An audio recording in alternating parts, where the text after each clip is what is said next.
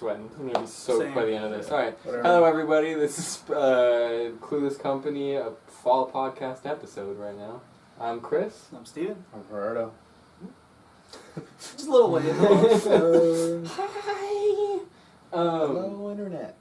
I guess because I finally got caught up on stuff. The latest What If with what was it? Thor. Party Thor. Right. Did you guys like that one? I thought it was alright. Yeah. It was fun to watch. Yeah. You know, you see all the different races, all the aliens party. You know, Yeah, which is. You see Loki in his true form. form, I guess you could say. Oh yeah, that's true. Yeah, his ice Loki elf, son. What was it? Yeah, his blue form. Yeah. I just played like Assassin's Creed Valhalla. I really should know this. What is Ice Giant? Feeling like that. Ice giant. Yeah. Ice Giant. Man. Yeah. I have a name. I really just played Valhalla. I'm in their world right now. Oh yeah, I can't remember what it is. But yeah, that was cool, and it was interesting to see them do like a, like they're brothers from another mother, like. And then at the end where he's just a dick and he's like, "You're a brother from another mother, okay? It's not my mom. I got a piece out." Yeah. Just like tips. I felt like that, and with Jane, it was kind of their way of saying like some things change, but some things don't. Yeah. I mean, because they do like to talk about right now the points in time that can't be changed. The absolute points. Absolute points, and maybe there's not just absolute points. Maybe there are kind of like absolute paths that certain people end up having to take. Yeah. So that like. That with Jane, she is the path for Thor, whatever. Like, because I could see that. Yeah, like they'll always fall in love. And whatever.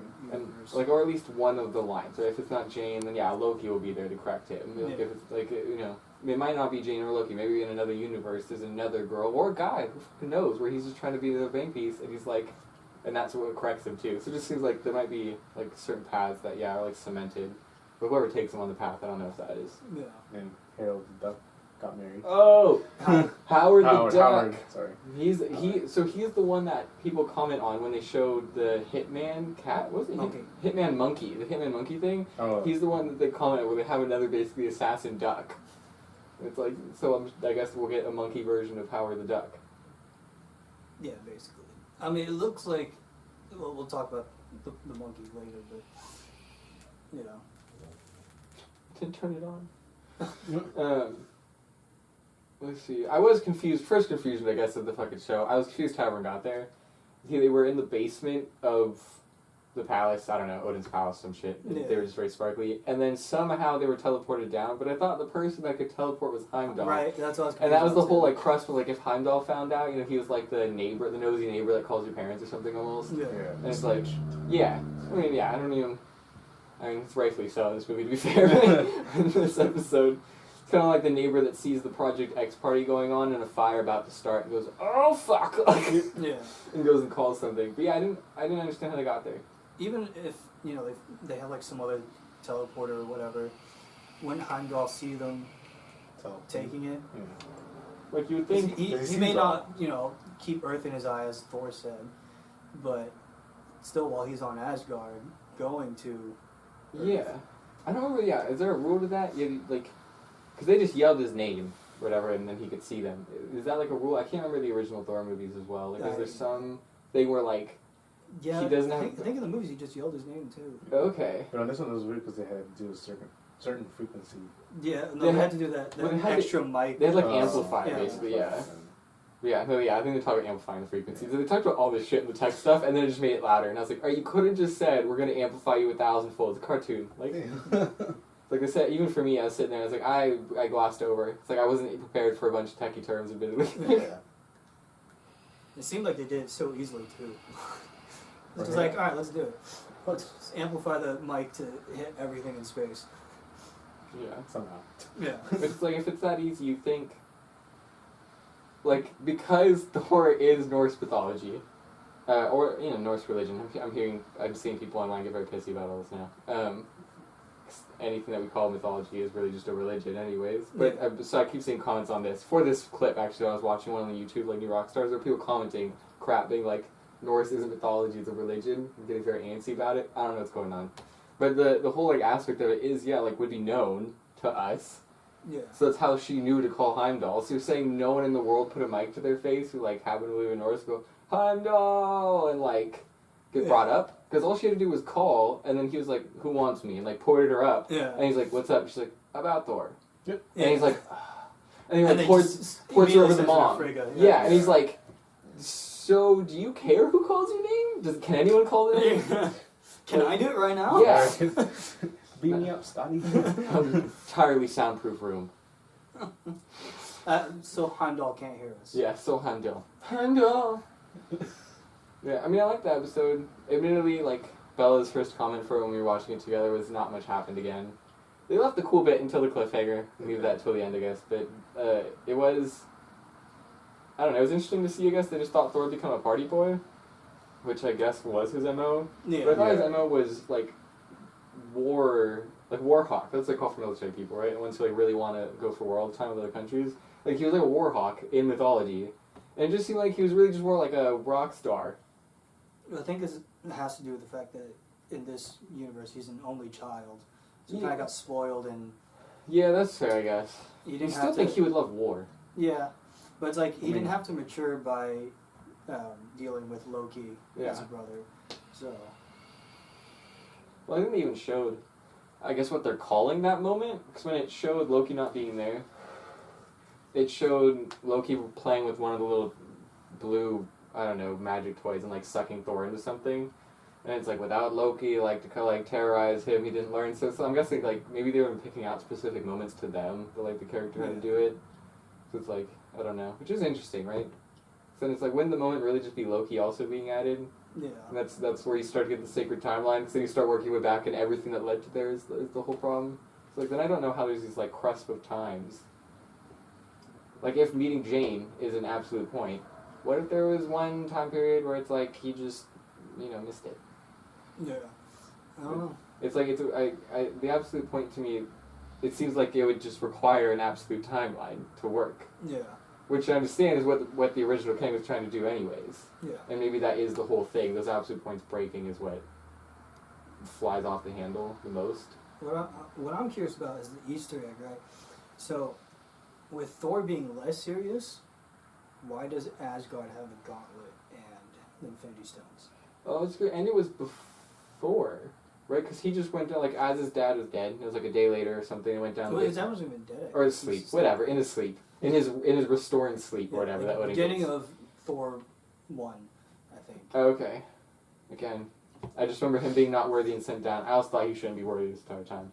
But that's neither here nor there, I guess. That would be a whole problem for the character if every time he went outside his timeline bounds he wasn't worthy. That would kind of make the character really boring. Yeah. So I understand that. But it seemed like, whatever, Odin went to sleep, and in Thor 1. So did they have, is that a thing? In Thor 1, did they have the gauntlet there? I don't think, the gauntlet wasn't made until... oh, because that was Thanos. Yeah. Yeah, because he went to nowhere to get it made. Oh, from the dwarf people who made the stuff for Asgard. He used his hand. Or not nowhere, but I don't know what it's called. Yeah, that's right. Okay, that's right. So then how does that work? I guess, they're not saying these things are completely canon or anything, so it's just, they can do what they want. It's just that's like an true. Easter egg, but it's like, chronologically it doesn't make sense. Yeah. And then they just had Vision Ultron come in, and like when Thor 1, Iron Man happened first, right? Before Thor 1. Yeah, Iron Man 1 and 2 happened before like everything. Yeah. It just seems so weird. Was he already built? I guess that was Civil War, which was after Iron Man 3? For the gauntlet? Yeah, well, no, for Vision. For Vision. Yes, Vision was Civil War. Because he had to get the gem and then make Vision, and that was during Civil War when everyone was getting all pissy. No, and It was Age of Ultron. Age of Ultron, right. Age of Ultron, people were telling him not to do it and getting pissy with it, and then he wanted to put... So, yeah, would Vision even be there? Yeah, I don't think Vision would even be made. I mean, they took a lot of chivalry there, a lot of, like... Yeah. I'm just kind of cowboy points to this one, but... I mean, I guess they could say, some other things changed in the universe. And that's what it's going to end up being anyway, so... Which is fine. It was still a fun episode, nothing really happened. I'm really waiting to see how all of these, like... these weird endings pan out with all these people, because they just keep adding more and more stuff. Won't see. I hope in season 2 it does. Boy, am I getting sad about it. I don't know. You guys watched more of the Star Wars one. I mean, you guys can spoil stuff though a little bit, because these aren't really not really plot stories, like cool Yeah. animation stories with like emotional overtones, like cool to watch. I don't think plot points are really gonna ruin it for me. So do you guys have a favorite episode right now? Oh, we asked that last time, didn't we? Yeah, we asked me. And yeah, you liked that robot one, the B10. Yeah, Toby. Yeah, I showed that one to Bella too, and she went between the bride and the robot one. She picked the bride one. What about you? Because you just recently watched Yeah, it. you just sprinted through it. I mean, yeah, I really like the ones where they have, like, the lightsabers have the actual katana blade shape. 'Cause those were sick. The scene in Toby was pretty good where he combined with the other robot. Oh, with the jetpack? Yes. Yeah. Oh, they get like Transformer mode? Yeah. Kind of Oh. like Optimus and Blackhawk or whatever. If you remember that from the... I would just, Oh, I would have yeah. just From gone the Power Rangers, cartoon. but In the cartoon? It was in the cartoon and in In one the of the movies. Yeah. where he like That's combines so our that Black- Optimus could get wings. Yeah. no. The Oh, Blackbird. oh, yeah, with him to get wings. I didn't Yeah. realize it was a Blackhawk. I just remembered. Oh, yeah, it is the chopper wings. You're right, and they're folded into like the 3-3. Oh, yeah, okay, yeah, I remember now. That one was... It basically was like kind of like that, but Okay, on a smaller scale.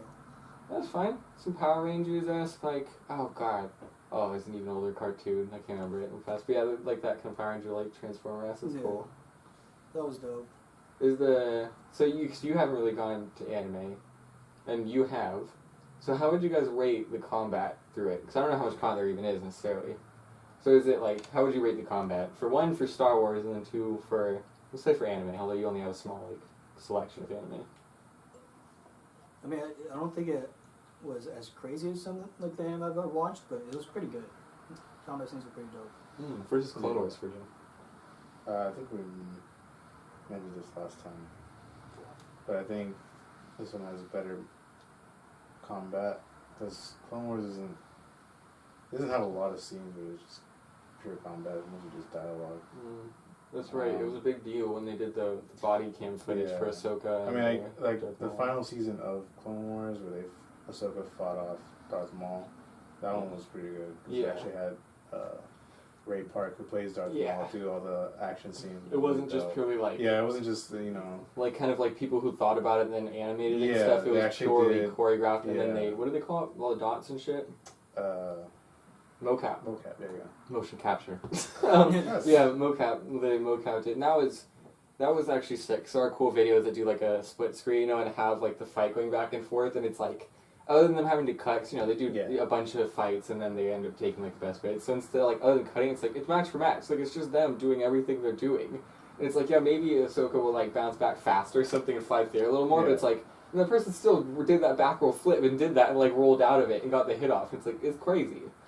Some combat shit is going, not even animated now, it's going crazy. Like, I remember Game of Thrones.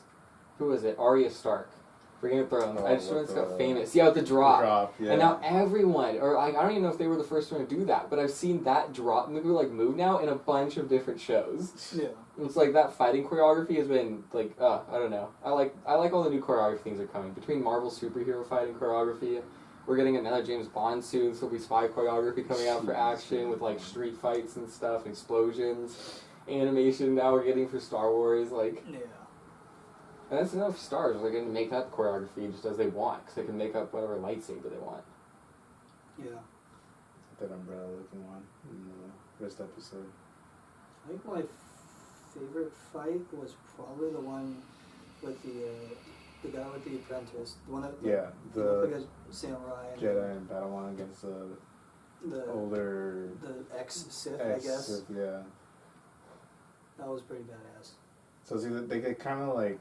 They're kind of in the Star Wars universe, but they don't, like, go too far into depth. I think that one was also in, like, the Outer Rim. Yeah, and that one was before, set before Revenge of the Sith, like a couple hundred years before. Because they mentioned they're like, the Sith has only been dead for a couple hundred years. Oh, okay. Yeah. So here's one thing I'm wondering then. So we have, like, the Force Unleashed, the game, right? Which is really heavily connected to the story of Star Wars, but it doesn't affect it. Yeah. Yeah. But what's the ratio do you think for this one? Like, do you think it'll have any effect on the Star Wars world? Because you said, it didn't have a lot of connection, only had a couple cameos, and obviously, other than the setting of the world we're in, was Force lightsabers, there's not, like, a ton of connection to the plot to those other stories necessarily. So do you guys think, like, do you think there's anything in there where you're like, oh, they shouldn't have done that? Or, like, is there anything like, oh, that's kind of a cool addition to, like, kind of think about the Force or something? Like, I mean, one of them was the classic, like, dudes trying to revive the Jedi. okay, yeah, Oh, yeah. Yeah, the classic, like, ritual lights kind of deal. Mm-hmm. So he called a bunch of people in to try to and give them that's the blacksmith episode where the blacksmith is making lightsabers for these new Jedi. Okay. Some plot twisting stuff in there and stuff. Yeah.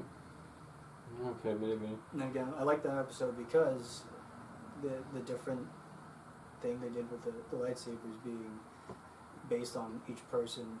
Connection to the Force. Yeah. So that was like, cool.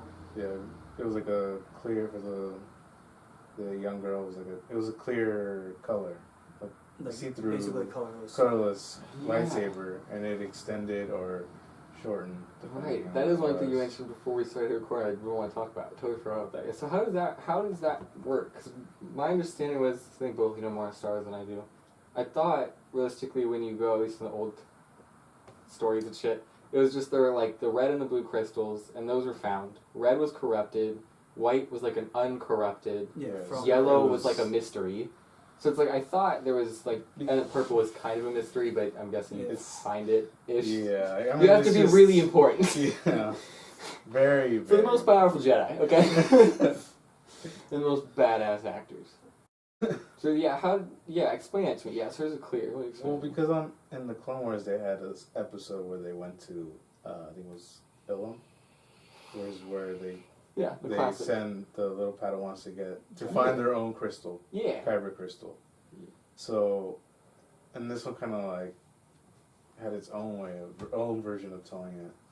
Yeah. Oh, it was a retelling of that Padawan. Or well, not really, but like it's like they got Kyber crystals, but now all of a sudden it all depends on your connection to the Force. Yeah.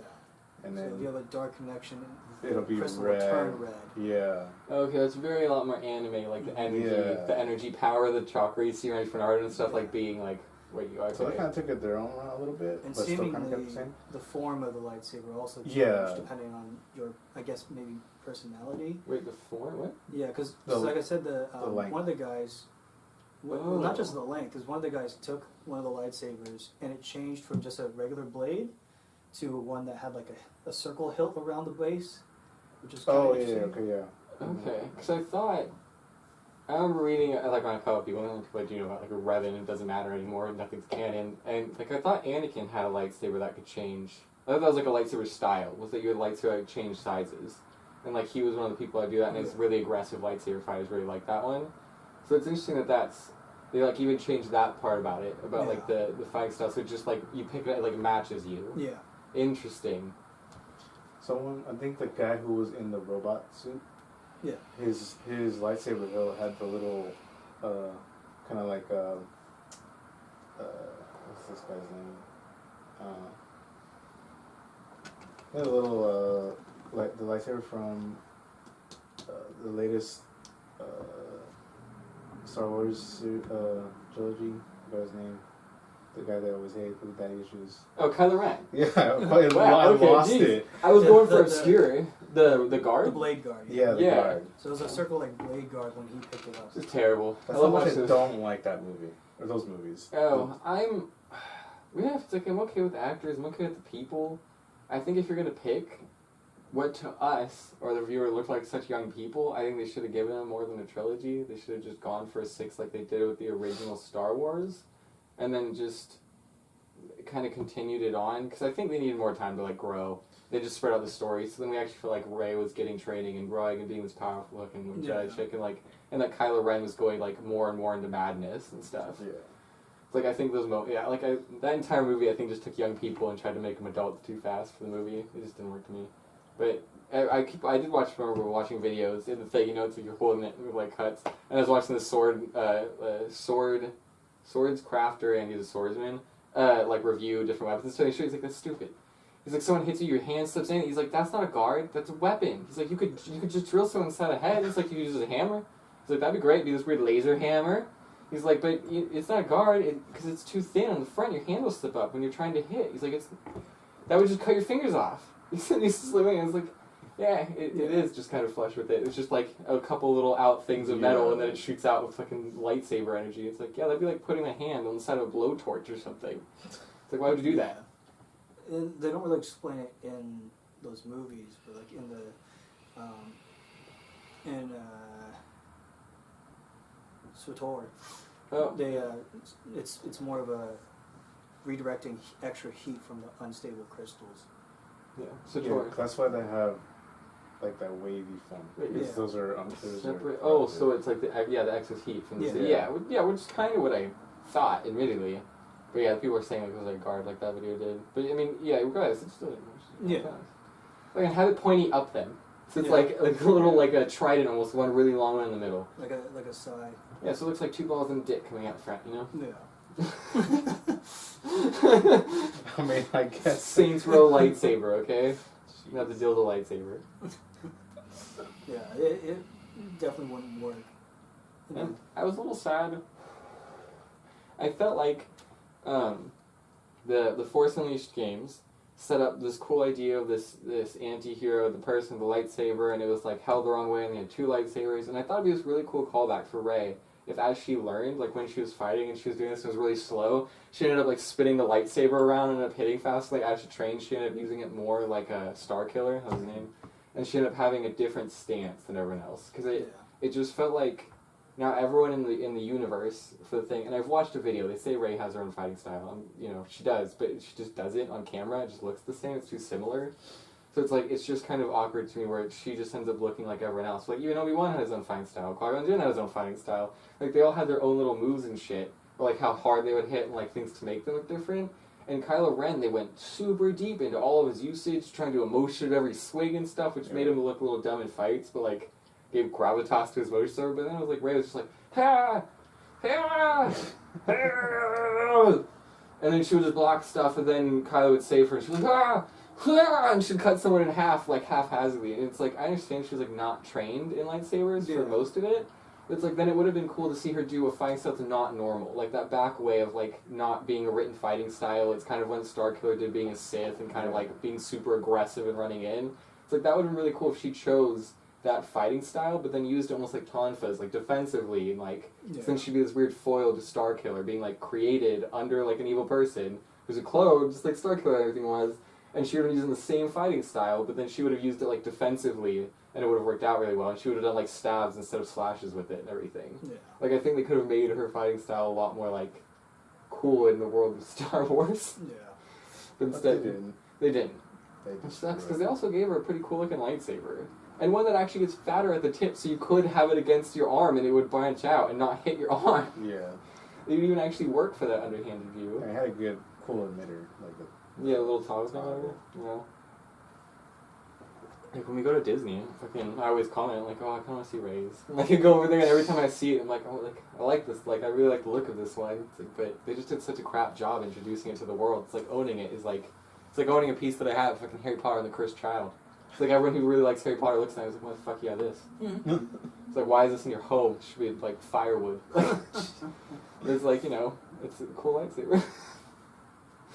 So I don't know. The part wants it, but yeah, there's just cooler story lightsabers. And I feel like at some point they would come out with Revans and some of the other, like, older ones. I'm like sweating beats now. Same. Like, older ones, and it'll, you know, and I'll want those more, anyways. Like, now, since they're doing a Revan game, they're bringing that out, there's no way Disney doesn't capitalize on one Revan movie, another game, and using a lot of his paraphernalia around the stuff. Yeah. I'm pretty sure they already have his helmet or his mask. Yeah. Speaking of the trilogy, I think I heard they were going to make another trilogy. There was another rumor for a while back. I hope not. I went silent. They were saying, oh god. It wasn't going to be the same director. It was going to be Jon Favreau. And I think it was just Jon Favreau. Not Kathleen Kennedy? Nope. Don't get me wrong. Kathleen Kennedy's... I've seen little interviews and stuff. She's a smart woman. And she has done a lot. It's, you know... A smart person in day-to-day life is just someone who knows a lot of info. She's been with a lot of smart people. She knows a lot of the industry. She's a smart person. But goddamn, did they allow a lot of business scripts on the back end for directors? Like, they didn't provide any, like, skeleton or, like, anything for the story to keep them on par. It was just like, no, we trust you, bro! Yeah.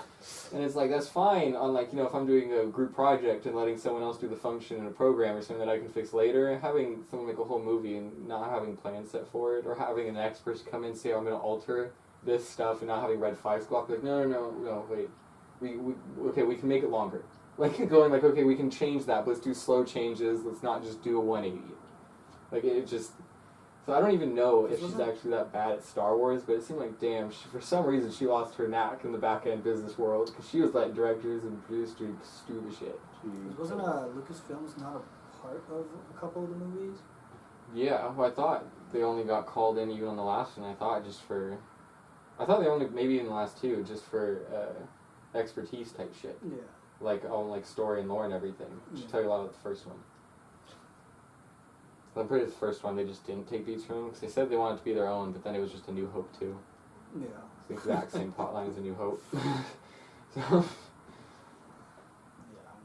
the list goes on about what was wrong with the last three movies. Yeah, which is sad, right? 'Cause, again, it's all plot stuff. It all ends up being plot shit. It's like when I go back to it, I'm never like, that looked terrible.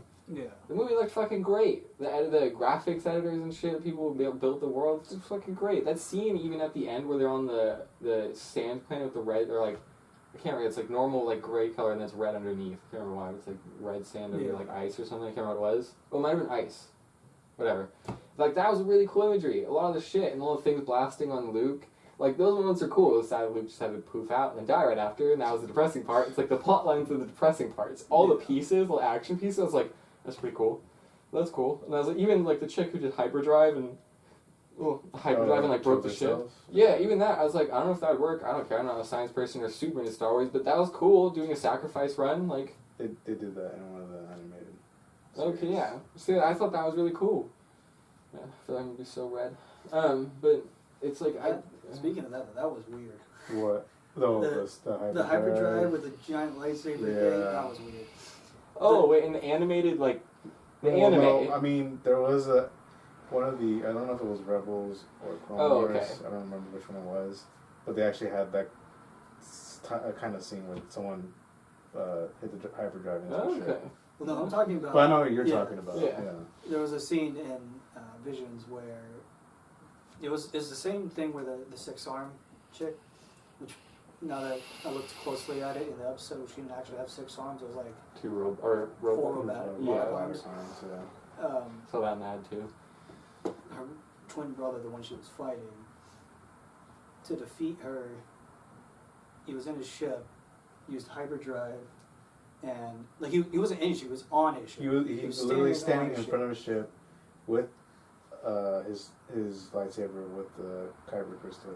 This super ridiculous kyber crystal gave the fucking lightsaber like an enormous power. Yeah, it was like this was completely imagine like a Kamehameha. Yeah, but with a lightsaber. But with a lightsaber. with the hyperdrive. So he just like vroom. And he sliced the whole entire destroyer in half. So is it like a giant kyber crystal? No, it's a kyber crystal, but it's just a special kyber crystal. It's like super OP kyber crystal. I think there was 2. Yeah, because it was 1. There was a one? split. Oh, a split. Okay, they split it because they were pulling it together. Oh, okay. But it still worked as if it was just 1. But it's like super OP. Like their suits were able to her suit was was able to take a kyber crystal and like make her suit like completely OP. That's where the whip with the fucking lightsaber came out. Okay, so someone should just carve kyber crystal into gauntlets and punch people. I mean, yeah. At least these ones can. See, there's some planet somewhere that has punchable kyber crystals. Because they used it for like a super weapon, because like another Death Star weapon. That's the main purpose of that kyber crystal, was for another super weapon. It was like 2 Star Destroyers connected in the middle by a fucking cannon. Yeah, okay. I feel like this shit can't affect the real world. And then his lightsaber just went super long and super gigantic. Super OP. Like the light of the lightsaber was just completely solid white, I think, or with like glimmering like little colors. But he like held it like this, and then his robot initiated the hyperdrive. He just went. He's like literally sliced through everything. just on the ship. Yeah. It was weird. Was he in a spacesuit? No. Well, he had his own. Yeah, No, it wasn't a his- space suit. His own suit, like, like Yeah. Star Wars had, the stormtrooper suits like that. But not like. Okay. And he ended up in Tatooine Yeah. with his X-wing. Yeah. Somehow they have an X-wing. Yeah. He was originally on her side, but for some reason he has an X-wing. Yeah. So they were both made from the dark side, because there's a cult, like the cult for the Sith, and they were both made twins by the dark side, but her sister obviously went more into the dark, and he didn't. Okay. Typical. Yeah. Star Wars. That's like the Sator. Yeah. There was a plot line Sator, those two twins, and the cinematic was cool. Yeah. The two boys. Yeah. Yeah, you saw one. I saw Yeah. it. The cinematics for Sator are so good. Sator is Star Wars: The Old Republic. For anyone who doesn't know. It's the one with the dark side brother kills the light side brother. Right? Yeah. Yeah. Yeah. He was Which, trying to kill. I mean, he wasn't even like a light side. He was just he was less just of the less dark. of the Yeah. dark. He just wasn't to almost gray. Yeah. Yeah. He wouldn't. I mean, for the reason he wouldn't have been accepted by the Sith. Yeah. Like, and they weren't technically the Sith. The dad was just really cruel. Yeah. And they're not part of the Sith line technically, but Yeah, he's his own like emperor. yeah, they have their own little empire and group and stuff. So it's like, technically, he probably could have been fine there if his dad wasn't an asshole. His dad could have just kept ruling with these really powerful sons. Yeah. But instead, he went all Sith mode and had one kill the other. It's like, all right, well, you had twins. Did you know at birth? It's like, one of them kill the other when your wife is pregnant. You're like, damn it! Right. All right, one is a sacrifice. Like, Or maybe he wanted that to happen, before they had a bunch of single kids. oh, They're and like, he kill kept them off. Yeah, kill them, we'll wait It's till just we like have the King of twins. England, Yeah. just kept killing people for having the wrong kids. They have two powerful sons. And then Yeah, that episode was weird. It was cool, but it was weird. it was weird. Do you want to find out where Yoda's from? Or do you No. think they'll keep that tucked as like a No. mystery as... I thought they didn't know where he was from. Well, I think that's Isn't that the idea, kind of. I don't know if they George just made it Lucas... up. I'm sure George Lucas, in the back of his mind, is like has a couple options. Like, oh, he's born of the Force. He's, there's only like a couple of his race is like spawned out of like this one planet. See, I'm sure he has like a couple things in mind, but yeah, I don't think just there's. that. left it to fans. Yeah, I think he just left it. Speaking Like, of Yoda, that same episode is where they had the Yoda reference. His R2, the astromech, said, "There's only there's no try, there's only do," something like that. Oh, did it? I don't. Yeah, that was in that. It was that same episode. I just like when Yoda goes crazy. His laugh And he just has this weird high pitched fucking thing. or his yells when he's doing his It's saber fights. George or not, there's no try. Yeah, there you go. I was more confident in my voice right now. Not like vaping and stuff. I do all little voices. Bella hates when I do my Yoda voice. Some reason it always pops in my mind. Because I'll do the Stitch voice, like the Ohana, like Ohana means family, Yeah. and family's name is left behind. And I'll do that, and Bella will be like, oh, it's cute. And then my brain will immediately go like, it'll just jump to the next small creature, and it'll be Yoda, and it'll be like, oh, that's love. And I'll like start doing a Yoda laugh randomly in the middle of the night, and she's like, just fucking stop. Please. She hates all my voices. Yeah. Trying to remember the other episodes. It's okay, we don't stick on it forever. Well, this time I'm sure Thumbnail will be Star Wars related for this Yeah. one. We did it this time. This time. We didn't talk, because we did the escape room, so that was your first one. How'd you feel? It was. I mean, First real escape room, Yeah. that doesn't fucking count. it only didn't count because it was point based, which is not really an escape Yeah, room. for any Puzzle. for every It was a viewer's fun reference, we one. had solve puzzles and bring the right thing forward, and it would grant us like 10 points or something. And you had to like get the highest points. It was terrible. It didn't work. It was, yeah. But this one that we did for the space station, Yeah. we were lost in space or whatever. That one was fun. Yeah, ended up being basically escape a rogue AI. Yeah, Yeah. he wanted to What kill ended- humanity, Yeah, or Which- it said humanity doesn't deserve to live or which whatever. is so close to things. I mean, it's like partly accurate. I feel like for AIs to go that way. Yeah. Like I know there's some philosophy papers written that like giving things moral value is super hard, so you have to truth and large things like a species matters. You don't know about like an individualism, and then if you go off that, it's like the planet matters a shit ton. You're like, so there's kind of a moral argument for humans to like piss off and find somewhere else to like make an ecosystem out of, or like a barren planet. It's like there's a moral argument technically for us to like get the fuck off a habitable planet if we can make another planet habitable. Yeah. And it's like I just feel like AIs in movies, it's like they would do that instead. They would just force people off. They wouldn't, Yeah. which could kill them if they're not ready. But it's like, I don't think they would just sit there and be like, we're fucking killing you now.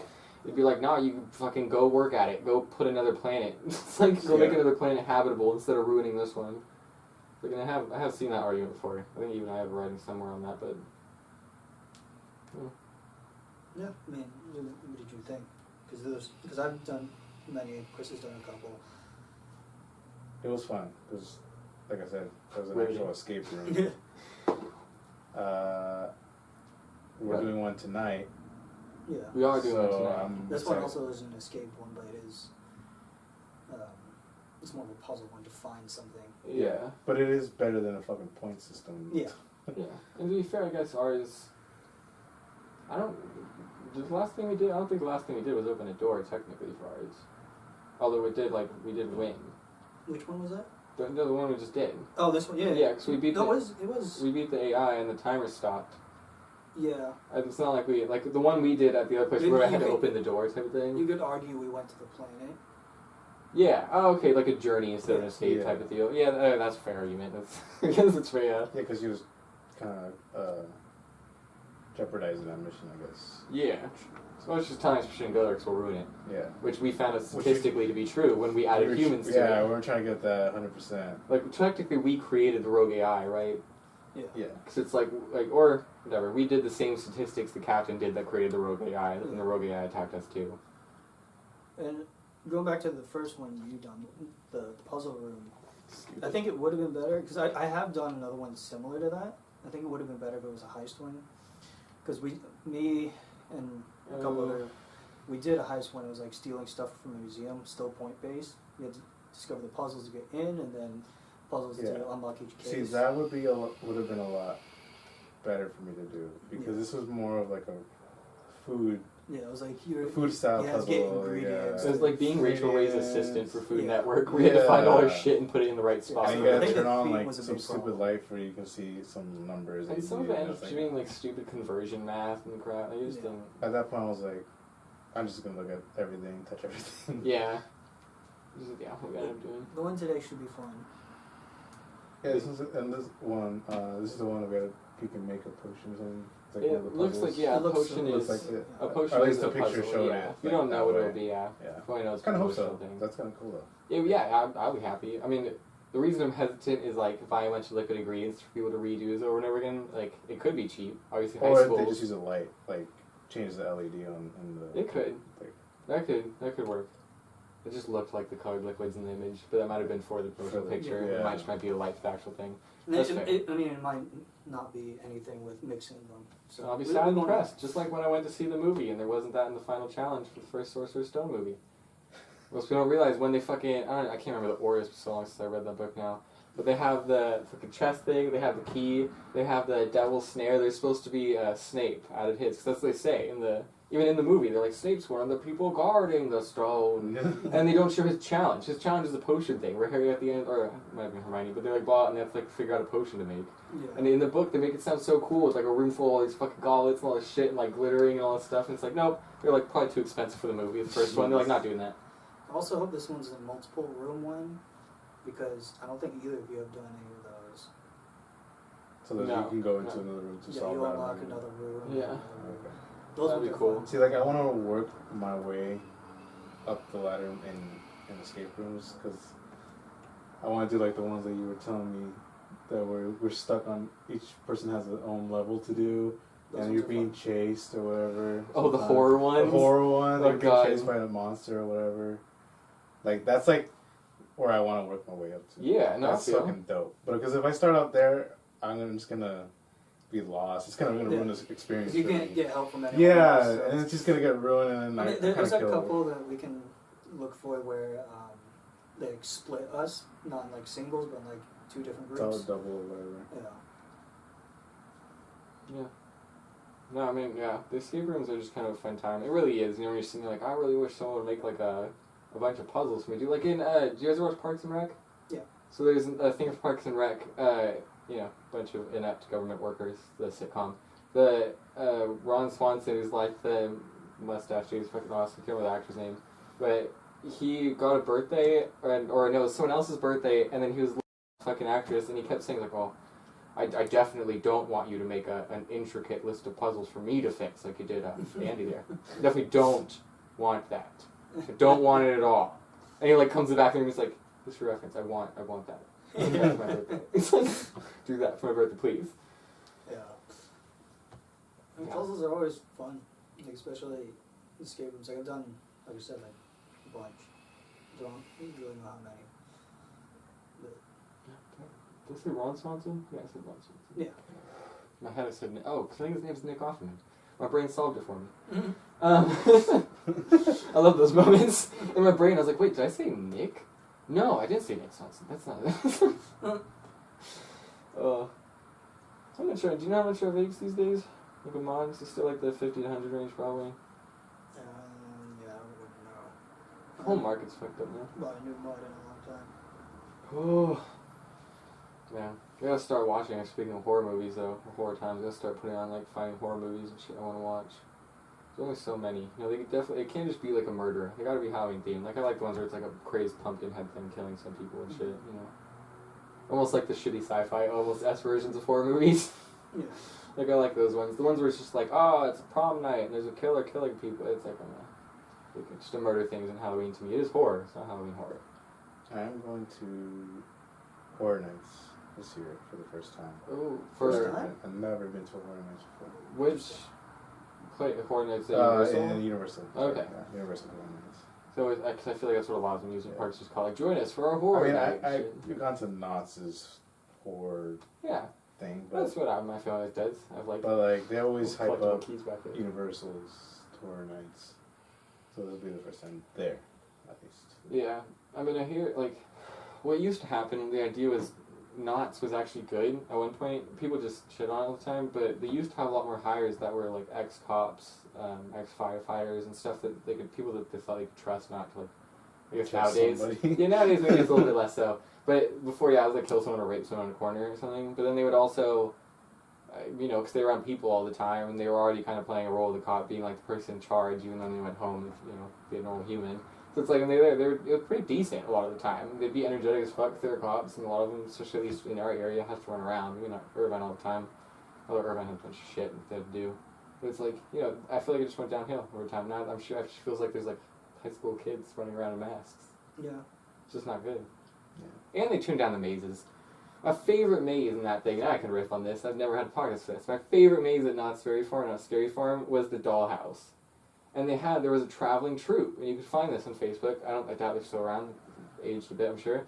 But they would go around to a lot of the different amusement parks, and Knott's would sign them on for the Halloween season, and they were actual, like, contortionists and stuff, and they were really good at being dolls. And they were fairly attractive. I remember my brother Jeff would always flirt with them as we were going through that maze. But they would always just put so much fucking work in that maze because they're already paying people to be like legitimate actors for that maze. And then it's like after that for a couple years where I was just loving it, they took out the actors and they had normal people go in. And they changed it to like Pinocchio's Factory or some shit like that. And they had barely anyone working in it.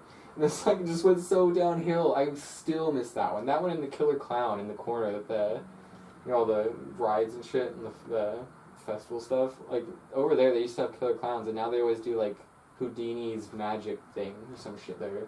Yeah. They're never good. Or a samurai show sometimes. Yeah. It's like, come on, where's the Killer Clowns? Where's the fucking dollhouse? Where's like the classic horror things? Yeah. I miss that shit. So I've never been to Universal's Horror Night. At Universal they always do, not always, most of the time they do themed off of actual horror movies and stuff like that. Which is fine. It normally keeps them still in that world. And I hear, they still put a lot of work and pay people well, so they have, like, maybe not legitimate actors, but more people who are happy to act and put effort into their fucking job. The tram one was always dope because it takes you far off to the side of the park and then you walk back, which is cool. Okay. Back when I went, every year was Walking Dead, but I don't know. Yeah, it was Walking Dead for the like 4 years, something yeah. like that. They've changed it since, I know that. I don't remember what this year's theme is, or whose it is. Yeah, I didn't look at it. We'll have to look. Yeah, I mean, I feel like, I feel like that should almost be on a ticket or something. Some of, like, the images and the shit they're theming it as. Yeah, it's always on the site. Yeah. They're closing Sweet Berry Farm As far as they're not doing, this will be the first year technically, because they were closed during COVID, but they're not doing the hanging for Not Scary Farm. Like that main show. I was saying. Yeah, well, his show. It's a show, yeah. Okay.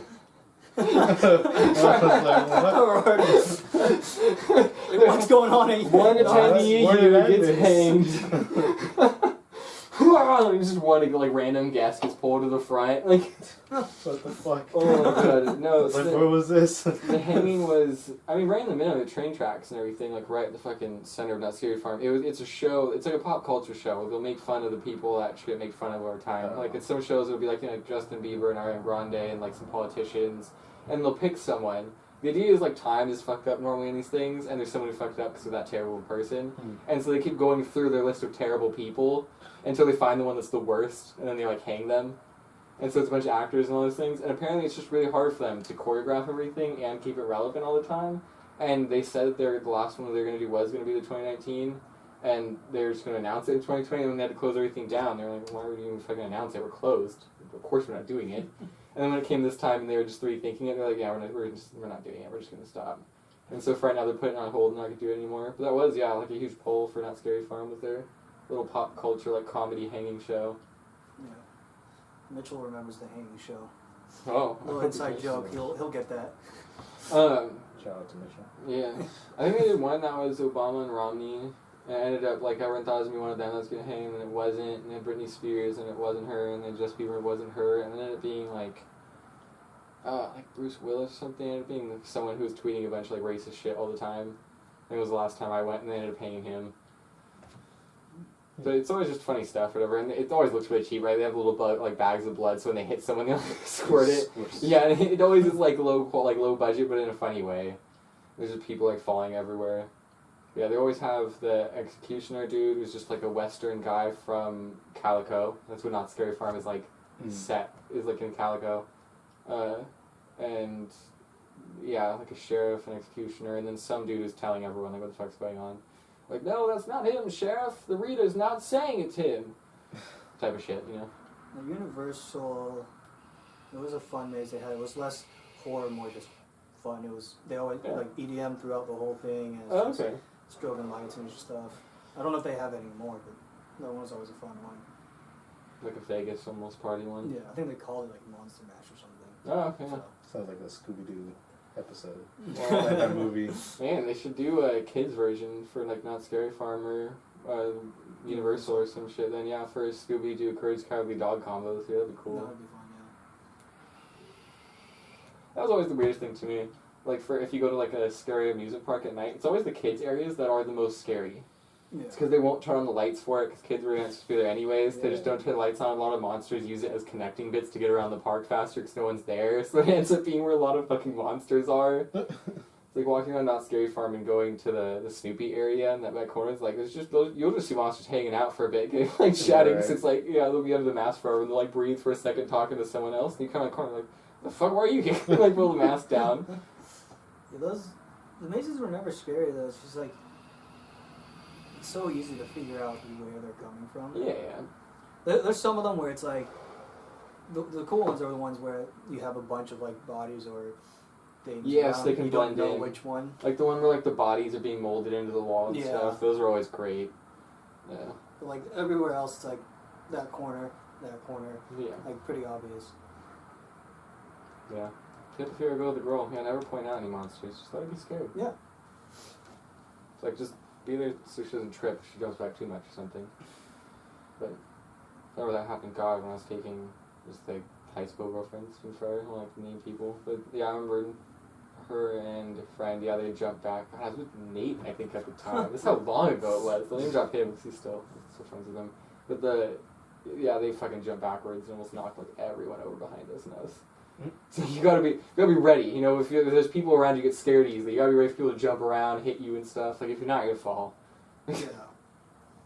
Or for someone else to grab onto you, like that happens to me a good amount. Like when me and like brothers and my dad will go, like there'll be times we're all going through and we're a group of guys, I guess, wants to scare us, and there'll be a group of girls behind us, and if I'm last or if I'm first, another one, like I'll never really get like grabbed, someone move around me and like hold on to me for the maze, and I'm like, I don't know you. Like, what are you doing? Hug someone you know. I could have been a monster. You don't know me. Like, What if I'm a rapist? Okay, what if I'm a monster in real life? Like, it's like you don't know. You're a real life monster. Yeah. I mean, we definitely should try to plan out and go into one of them. Yeah, I have to play by ear. There's still the Delta going around. Yeah. Especially in those mazes, you're really close to the people. I don't know how they're doing it this year. Yeah, and sometimes the moisture in there and shit in the fog machines. It's not necessarily that great for it. Right now, God, I'm more worried because this is just lasting forever. Right now we're getting like these stone concrete groups, right, who are like not getting vaccinated versus vaccinated, and it's like, no, it's just mutations that'll come. The more mutations we get, the faster they'll have one that just goes past our vaccine. It's like, Yeah. Like at this point, I don't want to be patient fucking zero. It's like, so I'm just playing it by ear. Once it gets close to that period, we can look at tickets and stuff, but Yeah. right now, yeah, I'm just not. It's like, goddamn, I hate idiots. Idiots ruin life. Those are always the ones that last the longest. Not just with COVID, with the drivers like we just saw Yeah. earlier today. Yeah. Almost crashed into us because he just didn't care. Yeah. And then someone just almost hit another car or a person Yeah. didn't care. Yeah, I mean, drivers suck right now. People in the parking lots, especially crowded parking lots, they just don't give a shit. Yeah, people do not. Yeah, people don't give two shits about anything for driving right now. I mean, part of it is just everyone being inside for a year straight and then coming out and everyone already being a shit driver. Part in the U.S., like, why don't we have things that make people redo their driving tests more? Why is that not a thing? Now they're back out and they forgot the norms of driving. Yeah. They just, Like, honestly, maybe we should have done that. For COVID for a year, no one's driven. It's like, maybe if you're over the age of 40, you have to go to your driving test again. It's like, you haven't driven for a year. Like, if you haven't driven this many days, we not expect, we suggest, we suggest you do like a little driving re-up course. The government will pay for it type of thing. Like, because people That's probably why they didn't do it. The government had to pay for it. Fine, just government telling people and just be like, okay, we're noticing a huge increase in accidents, or police scenario, being a huge increase in accidents. We advise you guys are feeling inconfident in your driving skills. There's many free, reliable things that are around. There's many paid courses that are very cheap. Like, I feel like that might even should have been a police thing. yeah, but still people would be too prideful to take them. Yeah, but it reduces the number a little bit. You Yeah. can't, Working in totalities will never work in a society, right? It just doesn't. Yeah. There's always going to be one schmuck who's in a basement who, even if he would have done what you said, he didn't hear you. Yeah. Like, let alone people who go against you. So it's like, totalities never work in society. Yep. Like, I remember watching, it was so funny. Like, that was a weirdly academic line to throw out in the middle of this podcast, but I was watching a movie of Try Guys, and they were asking and talking, like, oh, what about perception? Like, can we be moral in this society? And I hate podcasts that do that, because my entire area, when I write in, they never understand what I'm talking about. And one of their podcast hosts chimed in, not like their background guy, Miles, he's like, well, to clarify, there's technically no moral consumption in a capitalistic society. He was like, but that's part of the system, And he chimes in, and I was just like, that's one of those weird, really academics where that guy saw the conversation get over. He's like, I'm just gonna throw out the right answer really fast, and just dip out. It was really funny. Yeah, nerd's awesome. Nerds rule the world outside college or outside high school, especially. Knowing shit is cool now, Gerardo. Get on the vibe. No. I'm never on the vibe. Or I was always going to go against the grain. Yeah. I think the last audiobook I bought was The History of Modern Intellectual Theory, which just goes through 40 lectures of the major thinkers for the past generation. That stuff, audiobook, especially if they're good lectures or whatever, because reading books like that can be real dry, but having a professor lecture stuff to you gets it a bit better. Some of those audiobooks are so dry though. Oh yeah, I have one that's called Origin. Great thing. It's how geography changed culinary stuff. And I was like, oh, it's been great. This will be right down my thing. But hello, everybody. We need to talk about how geography has changed the culinary world and how you're resting inside it now. And I was like, I'm gonna fall asleep. It's not. It's just too monotone. Yeah. Quiet. It's just. And most of the ones that have the great courses symbol are normally a lecturer from Cambridge, Oxford, Stanford, all the Ivy Leagues and stuff. They're normally good lecturers. And they don't pick the old people either. They pick the younger guys who still want to make more money. Yeah. Who aren't fully tenured, so they still have some energy in them. Rather than the old schmuck who just sits in his chair at fucking UCLA or something. I'm surprised the people that read like that aren't falling asleep themselves. Right. Yeah, I mean, to them, yeah, now I guess they're getting paid for it, so. Yeah. They come to work with that different type of energy. We're just gotta get through the day. Yeah. Rather than going, I'm gonna learn something, and then falling asleep halfway through. So did you read any educational stuff? Or do you like automotive, physics shit, how an engine works or anything? Or do you Any education area you like? No, I really don't read up on it. I mean, even YouTube and shit, yeah. I mean, there's a bunch of people who theorize or do summaries for philosophy papers on YouTube. But yeah, like any educational stuff, I guess. No. What is that? What is that? I mean, it's fair. Like, crap. My roommate, one of my roommates, Jeff, I have so many roommates that I just say. It's like Zach, Kevin, Jeff, Jake, Sebastian, Shane. It's basically all of them. But Jeff, he was with me for basically all the majors I went through. He was undecided for a bit. I went into programming, and then he stuck with that for a while. I was thinking of I did philosophy. He's like, oh, maybe I'll do law, and he's like dipped out of that. He didn't like it, and he's like, oh, maybe I'll go backtrack. But you were going into business, like, and do that. And then he hated cubicle jobs. He didn't want to be in a cubicle at a desk. So it's like he stayed, and I think he has like a semester left to graduate. But then the major he wanted to change into was city planning and development. It was like the kind of person who decides where all the agriculture shit goes in like a planned city or whatever. And that's like a high-end paying major to go into, and he wanted to do that, and they kept just stringing him along for 2 years. Damn. Just going like, oh, okay, just keep taking the prerequisites, keep going, we'll have the major done. And it was by the time like I was leaving, and I was 2 years late to graduate compared to everyone else. And I was about, he's like, I can't fucking keep paying these people thousands of fucking dollars for nothing. Yeah. And it's like, I think last time I even thought about this was like 5 or so months ago. They still don't have that major listed at Sonoma State. Jesus. And it's like they were just stringing him along. Like some people, he was just never about it. He never found a subject he wanted to study.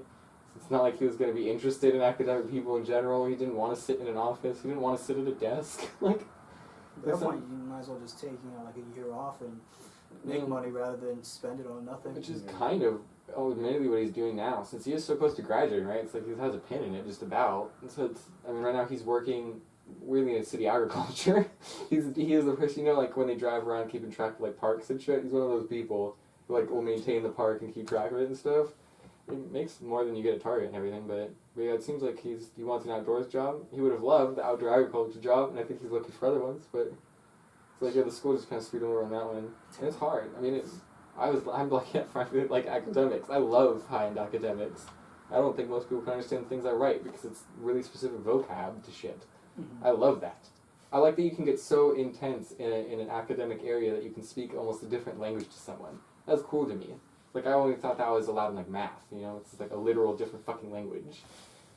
But not everyone's like that. In fact, most of the people I fucking went to college with were just not. I mean, even my roommate Shane, he was the physics major. He didn't want to go to grad school. He didn't want to learn shit after college. He was peaced. He was done.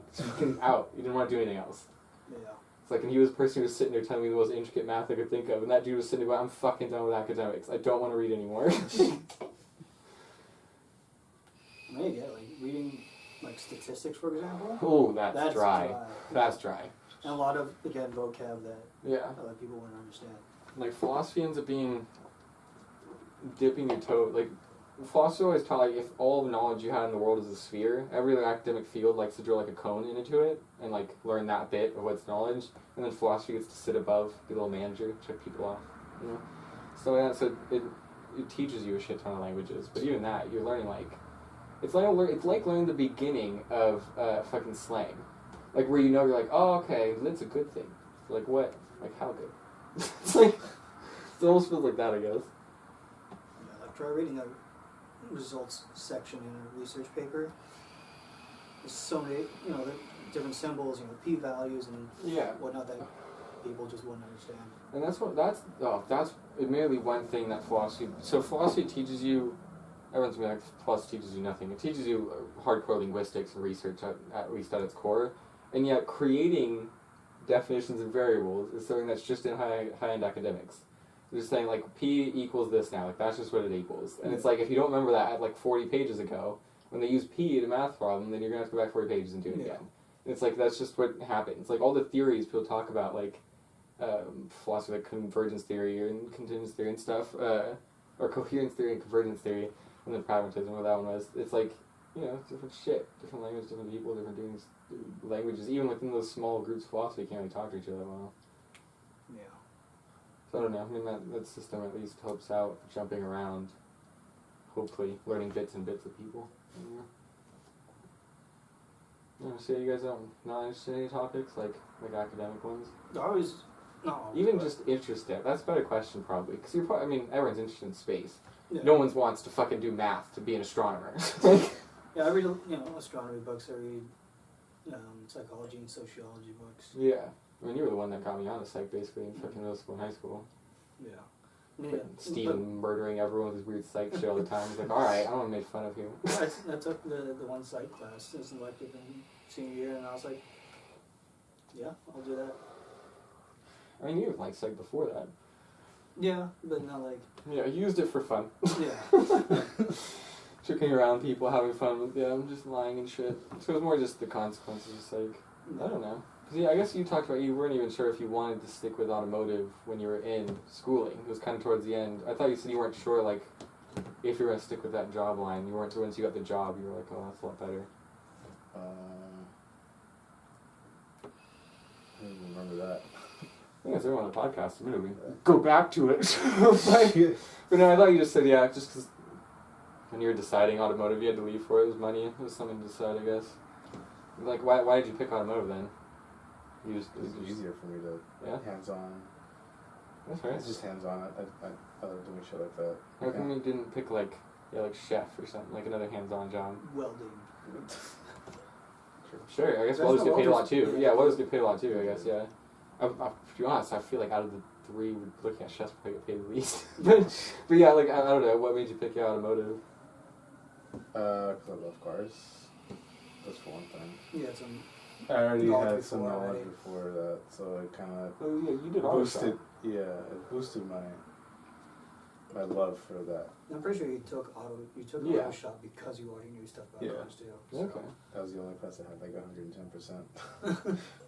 I just don't ever hear you doing the classic top tier number guy. You know, like when someone's really into baseball, they throw all those weird fucking stats that no one else knows. Nah, that's not really me. I can't, like... That's right, yeah, like I mean, I'll know a little bit of, like, and 1.4 liter or whatever. Yeah. But it's just not like I'm going to throw it out there, like, I know everything. It's just like, I respect you. Pride, I don't know, you like the cars. You like being around the cars and shit, yeah.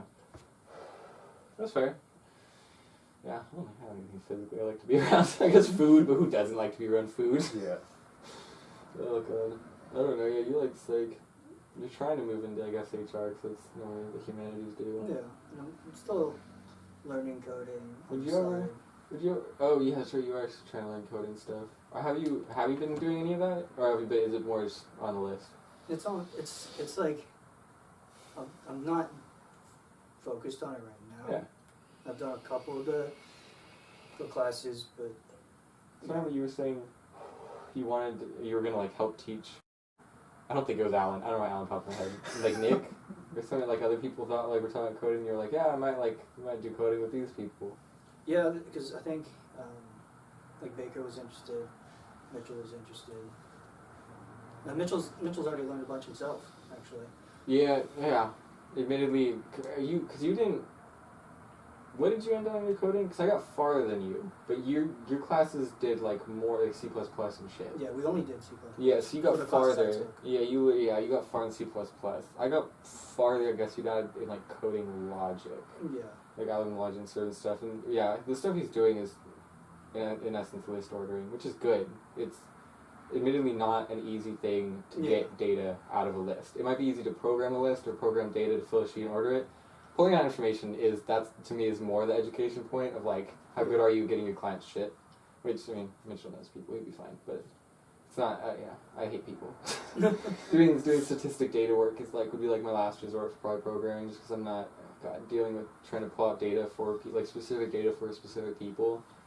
It's either going to be really easy on some projects and then just fucking difficult on others, where they just don't give you the data you need and then you're just trying to extrapolate from half-assed data. Like, I can't imagine that. At this point, those lines are getting blurred. That used to be two different jobs. I was a programmer and a statistician. Now it's the same fucking job. You're just an analytic person. Yeah. It's crazy. The amount of shit you have to know at some jobs has just gone so far up.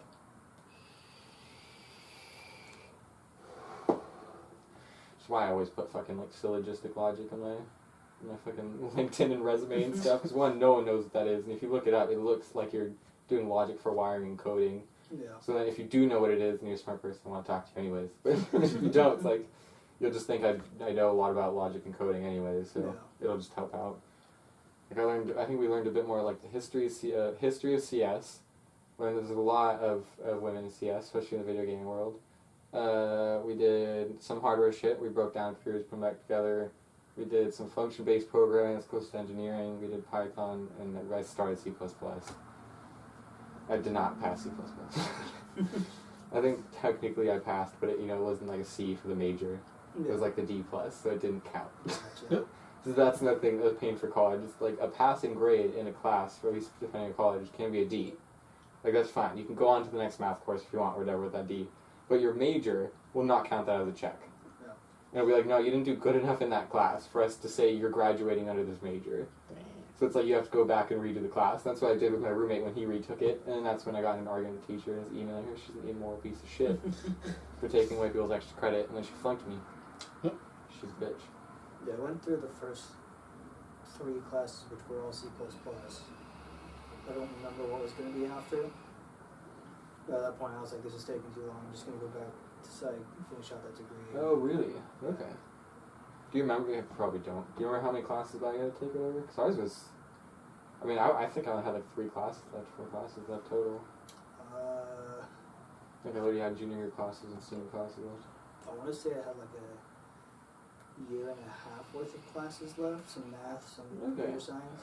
You were in a little longer than I was, though. Because you made the jump later than I made the jump freshman year. Yeah, I made the jump late freshman year, starting sophomore year. And you made that jump sophomore, junior. Senior? Oh, yeah, that's even, that's worse. You were... I mean, it's one of those things that's fine, right? It's like it takes 4 years, or it doesn't. It takes 4.5, 5. Yeah. Every college lies, and then they tell you when you get in there, when you get to the major, and they're like, our curriculum for our major can get you out in roughly 5 years. You're like, what? And you're like, well, it leaves room for the electives you need too. And you're like, yeah, I get that, but you said you're a 4-year college. It's like, well, the units add up to 4 years. Yeah, but you can't ever take them. Yeah. It never works. So you have to do the 4.5, 5 years at this point, which is why when I came out in 6, I was like, fuck it. I was fucking business major at one point, then I was double majored in programming and philosophy. I went through 3 different majors and came out in 6 years. I'm golden. Fuck it. And I went down all of them, and I because I was there for so fucking long. I did all the courses for psych, soc, and poli-sci, other than the major ones, like the 400 ones that are like blocked off unless you're signed up as the major. Yeah. But it's like I was there for so long, I ended up just taking all the humanities courses. I mean, even when I was in computer science, I had to take a couple electives or whatever, so I still was taking sociology or psychology classes. Yeah. I don't know. I mean, because for automotive trade schools, enlighten us on that a little bit. Is there wiggle room? Is there like a really linear course, like you just do the courses like that they give you every like couple months? I don't know if it's a 3-week. It's a year-long program, and each course is 3 weeks. So one course would be engine and transmissions, the other one would be brakes, the other one would be AC, electrical, advanced electrical, diagnostics, advanced diagnostics. Okay, so they just kind of go up the levels of the car. And then you don't do it specifically an hour. You can go from regular, just like brakes, to all of a sudden you're going to electrical. Okay. So you don't... Very freeform. Were they all mandatory? Or yeah, they're all mandatory to graduate from that program. Okay. Okay, but you could do them. And then you also have your electives. You can go... you do smog, you can do the manufactured programs, so like Mercedes, BMW, all motor manufacturers have their own programs, and that would just add on to your like core load. Yeah, so classes. It took me a year and a half because I had to smog and Mercedes, so it was an extra 6 months. Okay, got you. Really enough, it's kind of, people don't like being compared to cops these days, but for police academy, and then I guess my brothers work at Irvine PD, they had extra courses you could take that they would like pay for. Kind of, it was like, you're giving us value to shit, like you know how to smog or whatever. Sometimes you had to pay for them, but like, you know, if you're shooting beanbag guns or some shit, something that's like defense, you had to pay for that. But it was like lock picking. Like my brother had a paid for lockpicking class through the police department, and at the end they gifted him this huge fucking pack that also inside it had bump keys, which like you probably know bump keys are. Do you? Yeah. So bump keys, a normal lockpick, right? You still think, scraping stuff, dude. A bump key has it's not randomized, specific pattern on the key. You put the key where it's in like the last 2 rivets, and if you have a hammer, use a hammer, but if not, use a palm. And you literally bump it, you hit it into the key, and it will bounce everything up and go down, and because the keys are graphed in a way, there's like 15 of them, they're averages for what locks are. So in essence, you can go through and run through these keys and give them the bump while you're turning it, and one will work on pretty much any lock. What? Like it is, if they're like trick coins, harder locks, they won't work as well on, but it's like for rudimentary lock, front door locks, and it's like it'll work to get a pair of bump keys.